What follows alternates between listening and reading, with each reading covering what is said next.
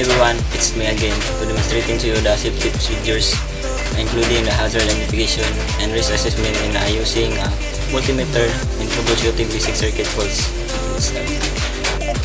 So now this is my example. So we have a bulb, battery, and let me say this is a switch.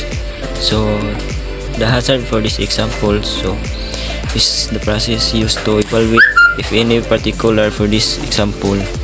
So and the rest of this example is to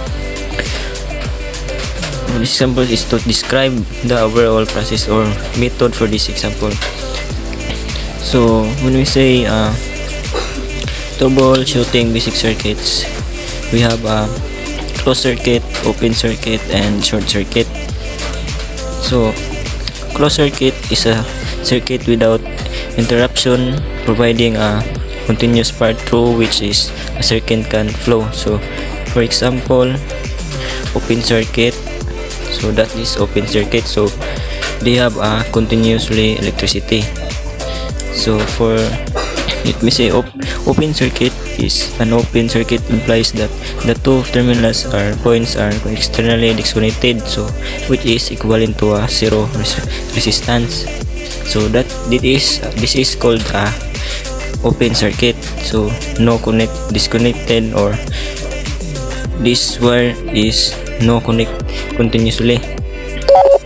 So when we say short circuit is an electrical circuit of a lower resistance than that of a normal circuit, typically resulting from the united contact of components and consequent accidental diversion of the current.